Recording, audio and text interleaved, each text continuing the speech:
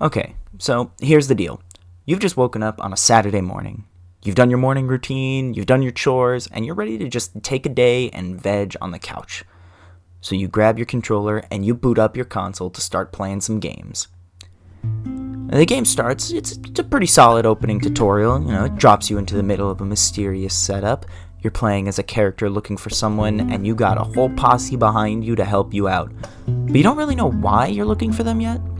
Your curiosity keeps you going, playing further into the tutorial as you learn the base mechanics of the game and learn about the characters you're playing as. You finally face your first enemy and learn to fight. Then, before you get any further, a new character arrives. They help you move forward and get past all the enemies, and finally, you get a moment to breathe. You meet up with the rest of your posse, ready to game plan with your friends, and...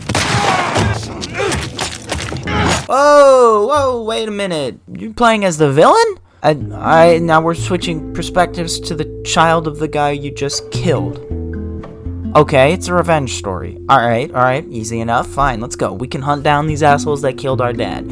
They deserve it, and it's justified. They're going to regret the day they killed our dad.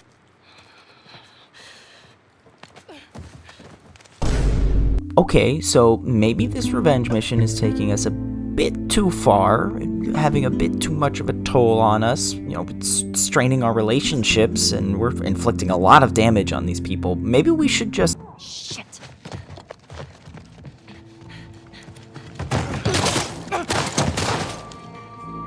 Jesse, stand up! Alright, this is it. He wants to move. Let's go. Oh, okay, no, it's game time. Alright, 1v1, let's go. We let you both live, and you wasted it. Dad? Dad? Dad? Come on. Huh? I'm sorry, developers? This whole operation was your idea. I am here to take revenge, not to play another 20 hours of the game to empathize with and forgive my father's murderers. What the hell? What is this game thinking? You guys all know the game I'm talking about. I have not been subtle at all. Say it with me now.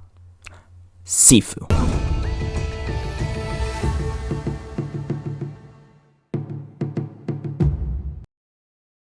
Wait, did you guys think I was talking about another game? The Last of Us 2. Oh, yeah, right, yeah, that game is a revenge and forgiveness narrative. Huh. Alright, well, let's examine both of them. I want to preface this by saying that when I do these examination videos, they aren't meant to be me comparing the games that I choose to use as examples and then definitively saying which one is the better game. Video games as a whole aren't really comparable to each other. They aren't made by the same people. They have different creative teams that have a different goal in mind for what their game should feel like to play and what experience the player should get from it. So, comparing them to find out which one's narrative is better isn't really going to work. It's kind of like comparing apples to oranges. There's no definitive answer that I could find. The best I can do is try and figure out why Sifu's narrative worked for me and why The Last of Us 2's didn't. So, let's get started. Revenge and forgiveness narratives. Those are always a source of civil and well-thought-out discussion on the internet. Oh dear God, no! Put it away! But if you've noticed, I've said narratives, not stories. So what's the difference between the narrative and the story? The TLDR of it is the story is the events that happen and the narrative is the way in which the story is told to you. So in a video game, the whole story could be told to you exclusively through item descriptions, collectible lore items, cutscenes, NPC dialogue, You are maidenless, ambient conversations, environmental design, etc. Or it could be told to you through a combination of all of those. The Last of Us 2 and Sifu mainly use the same tools to tell their story. Cutscenes, in-game NPC dialogue, and collectibles. However, there's two major differences that really separate these two games from me in this examination. The approach to the narrative direction and the marriage of the narrative to the gameplay. So what do I mean by that? The narrative directions of The Last of Us 2 and Sifu are very, very different. Naughty Dog approaches its narratives on a very on-rails sort of way. The narratives that Naughty Dog constructs are like roller coasters. They are very dramatic, full of high-octane moments, but those moments will always happen on a set path, that you can't step off of until the ride is over. Once the ride starts going, you can't influence the outcome of it. It is always going to end at the exact same place. To mitigate this, the ride is packed full with a ton of tiny little details hidden throughout that you'll only see when you go back to take the ride again. These details generally fill in the missing chunks of the roller coaster and make it feel more like a complete ride, but are not necessary for you to enjoy the ride. Slow Clap seems to have approached Sifu's narrative as if it was a maze.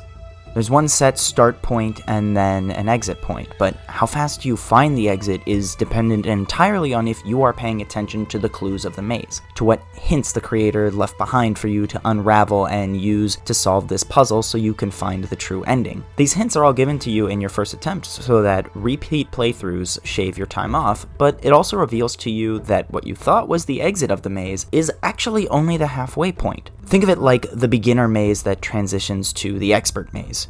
You've beaten the beginning of the maze and you've proved that you have the skill to keep going forward, but if you just want to stay back, that's okay. You'll still walk away with an understanding of the intention behind the maze, but for those that want another challenge or who want to know more, you can press onward to find the true ending.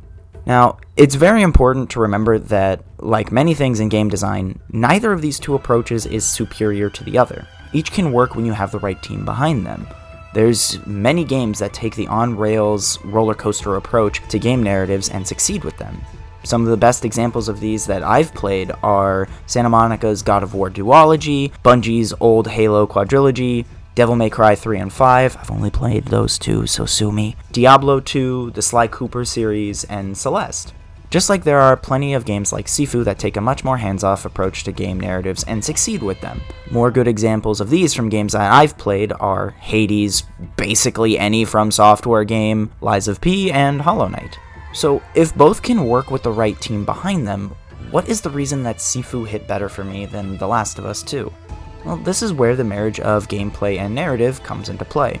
If you've spent any time on the internet in video game discussions or watched any deep dive video essay on YouTube, you've probably heard the term ludonarrative dissonance, where the game you are playing and the contextual narrative/story does not really match the actions you take as the player. And you see this more often because it's just a lot easier to spot. Ludonarrative harmony is the opposite of that. As just an example, Sly 3 Honor Among Thieves is a game where you play as a master thief who only steals from other thieves, so the entirety of the game is centered around you sneaking past other criminals and stealing from them, and then serving them up to the authorities as they are generally the worst of the worst criminals.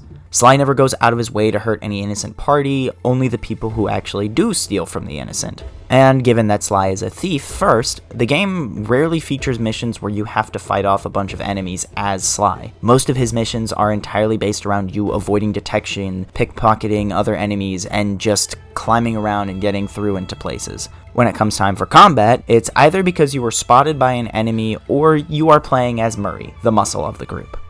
So let's look at the gameplay of Sifu and The Last of Us 2. If I had to sum up the world of The Last of Us in one word, that word would be unforgiving. People will die in The Last of Us. People suck in The Last of Us. Heroes and villains as we know them in our world don't exist here.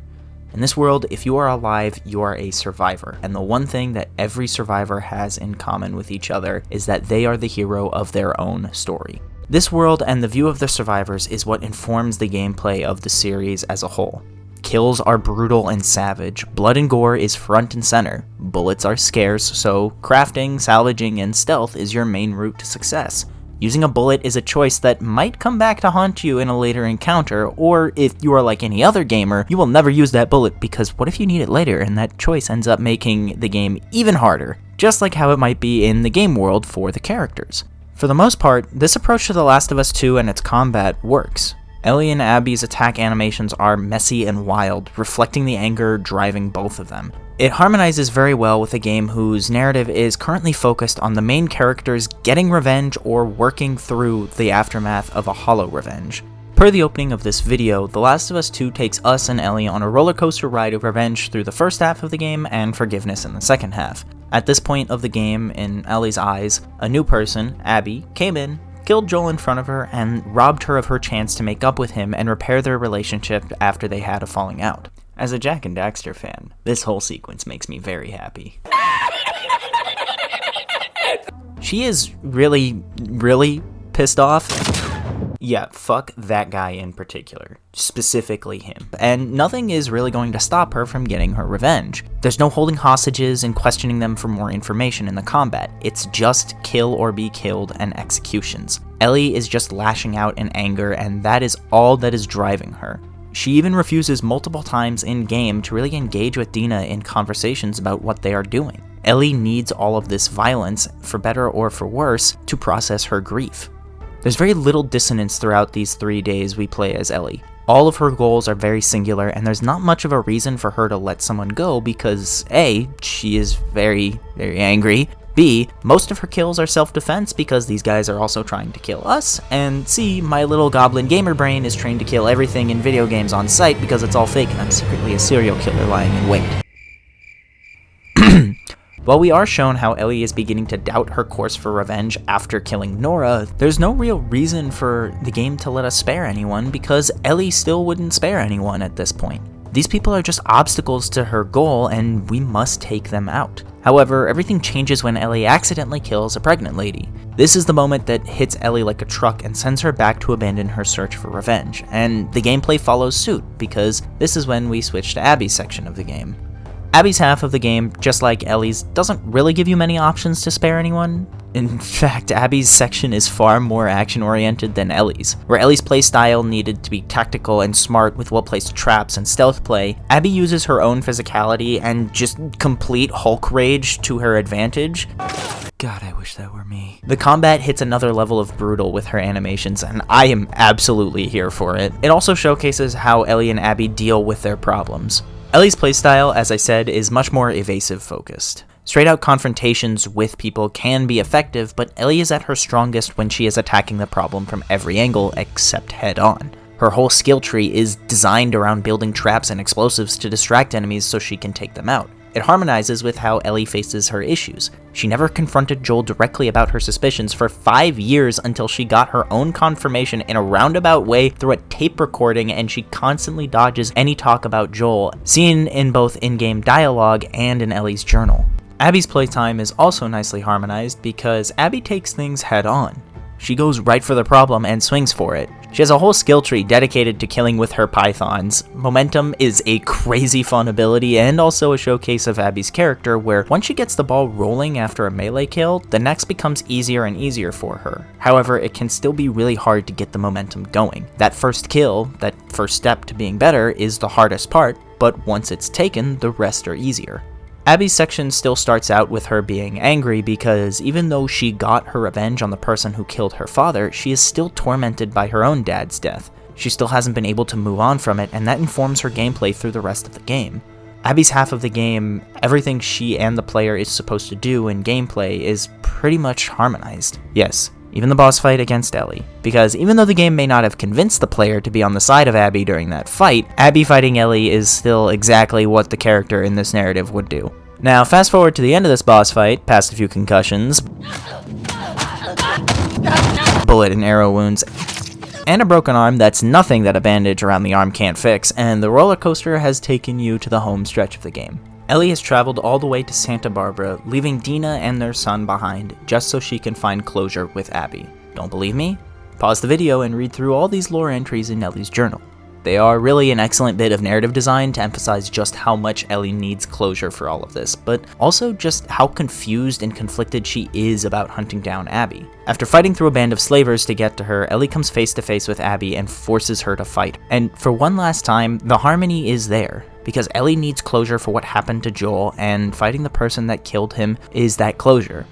But this is where things get funky. See, for the last 20 hours, The Last of Us 2 has been trying to get the player to forgive Abby. The player has spent half of the game getting to know Abby and her backstory. Ellie even learned a bit of that backstory in-game through both tapes she found prior to her and Joel's falling out, and from Nora before Ellie killed her. This is the time for forgiveness, and the thing with forgiveness in a video game is that, for me, it has to be something that I, as the player, had a hand in for the narrative to really impact me. This is where the roller coaster approach for the game came to a crash and burn with people screaming around for me to help them.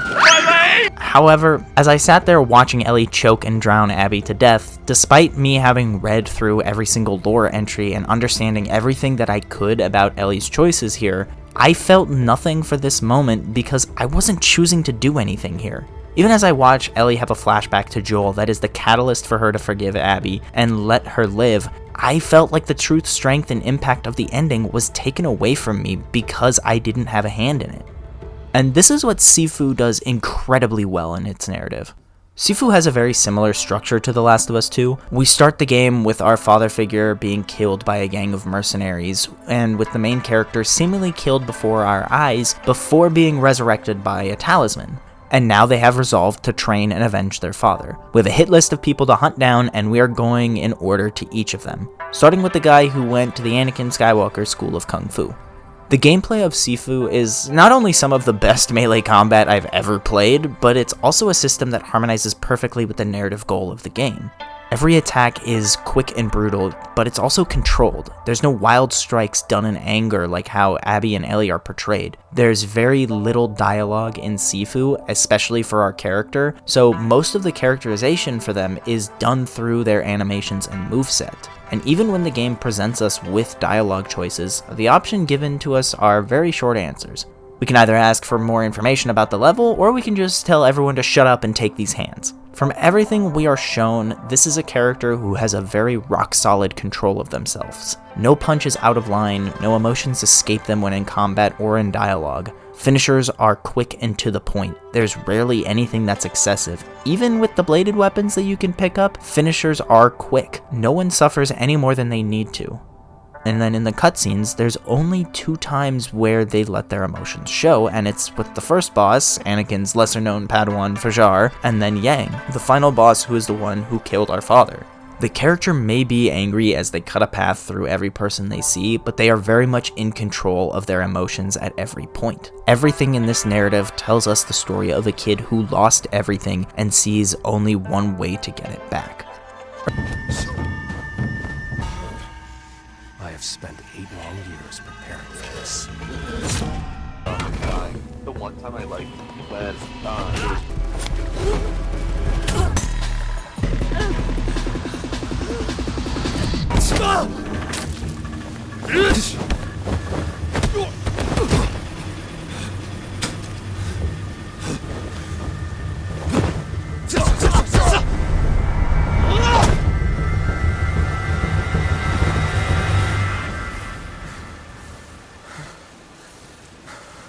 Earlier in the video, I mentioned that both The Last of Us and Sifu use similar narrative tools to tell its story. What I didn't mention was which tools each of those games chose to use as their main narrative tool. For The Last of Us 2, it's obviously the cutscenes. Jesus Christ, there's so many of them, and they go on for a very long time. For Sifu, it's the conspiracy board. Along the way for our revenge quest, we find little documents and details throughout every level for the conspiracy board. These documents will flesh out the characters you are hunting down and the world you're inhabiting. You learn about the connections that the 5 bosses all had to do with you and your father. The most important of all of these is the Guardian Vows and the Alchemist Vows. These 2 lore docs reveal that there was a group called the Guardians, signed by the player's father, Sean's father, and Jin Fang, and then there was also a group that was created to stand opposite the Guardians, called the Alchemists. The Guardians believed that the talismans were too dangerous for society, and as such, they dedicated themselves to protecting the world from them. The Alchemists were created because they believed the talismans should be studied and be used for the benefit of the people. Both groups' origins are unknown, but what we do know is that the gang that attacked our father is part of the Alchemists, and that they were looking for our father's talisman. What are these talismans? Well, we don't really get to see most of them, but we do get to see one, and it's strapped to our waist for the entirety of the game, and is the sole reason we were brought back to life after Fajar made a salad out of us.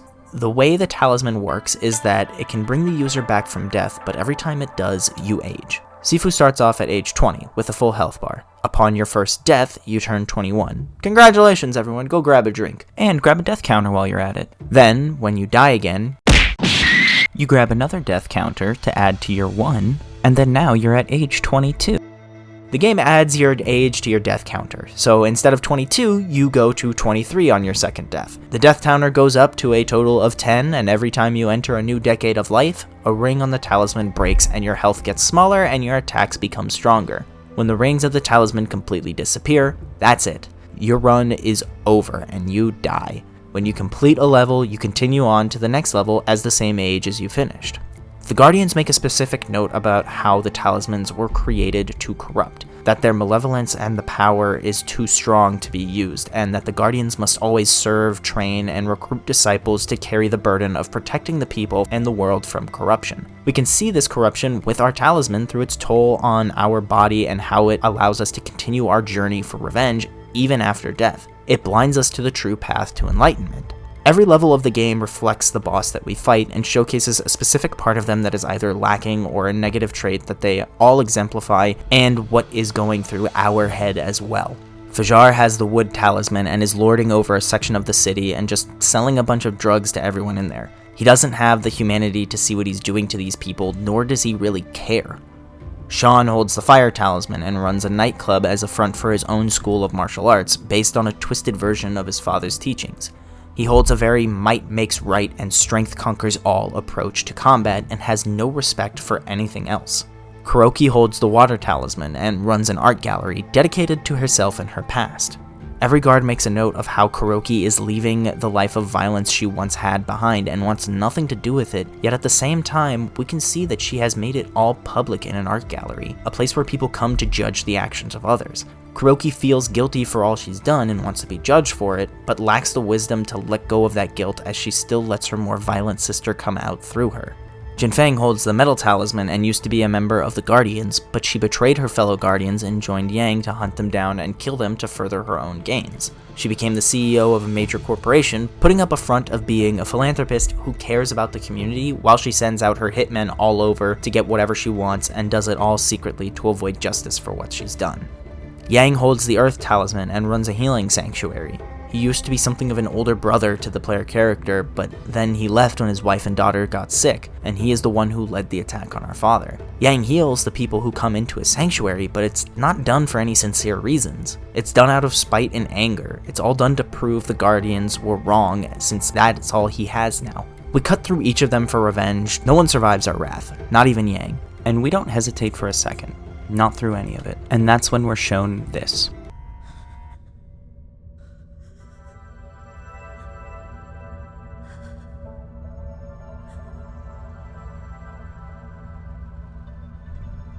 You were supposed to guard the talisman, not steal it! It's the only way to save them, Sifu! You failed to honor your oath. You are unworthy. Now leave.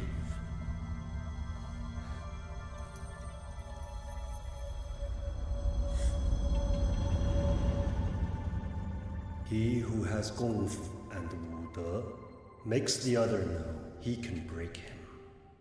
His hands go out like lightning, and the other doesn't want to fight anymore. Wood is a new concept presented to the player. This line, while definitely cryptic, tells the player what the next step of the game is. We must go back and face all these bosses and spare them.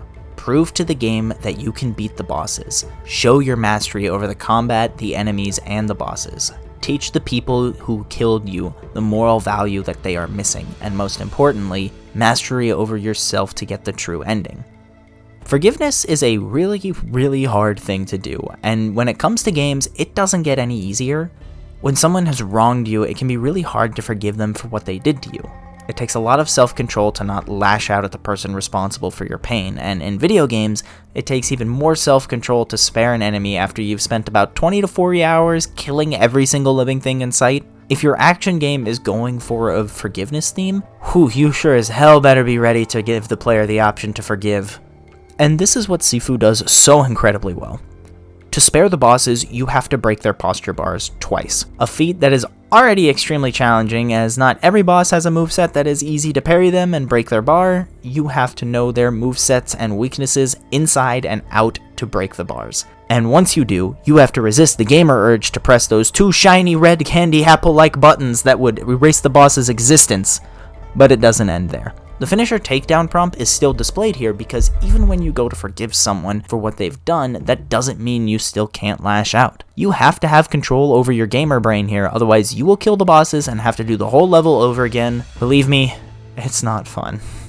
The option to spare comes in the form of the left D-pad button, an input so out of the way that is told to the player through a button prompt that is so understated, you will probably miss it the first time. Where the finisher prompts are loud and in your face, the option to spare is subtle. And once you do that for every single boss, and you teach them the lesson they needed to learn and understand what Wood is, you can finally move on and rest, knowing you have overcome the tragedy that befell you when you were a kid.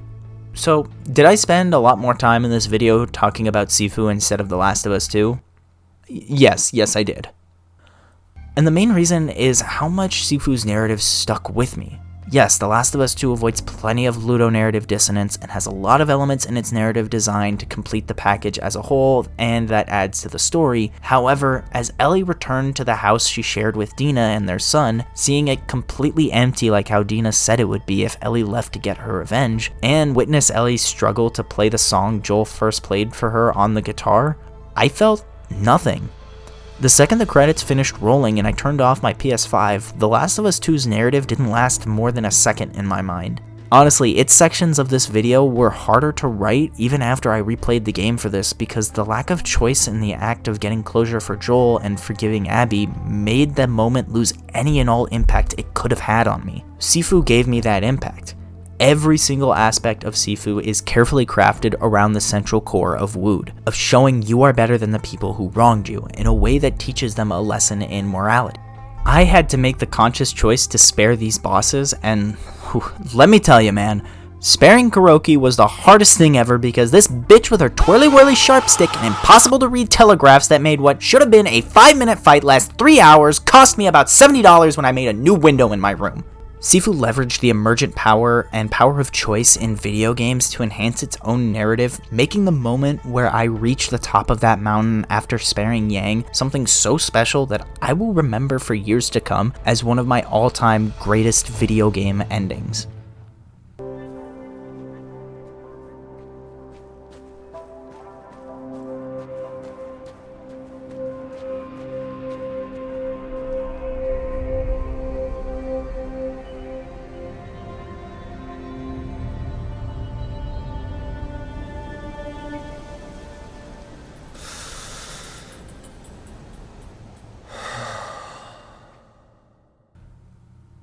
Hey everybody, this video is so much fun for me to do. I've been working on something like this for a while. I've had a lot of thoughts to say about The Last of Us 2, and I might make a video on that, like on its own, just going through it.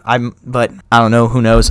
What I really wanted to do was make a video about Sifu as well, and this kind of coincided. But I hope you guys enjoyed what happens, and man, at the recording of this video, we have jumped up from 30 subs to 50, I believe, or 60. Yeah, no, 61.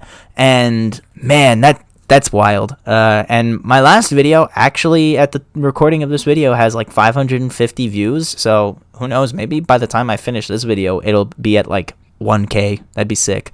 But thank you everybody for jumping in. Please like, share, comment, subscribe, all of the good YouTuber things.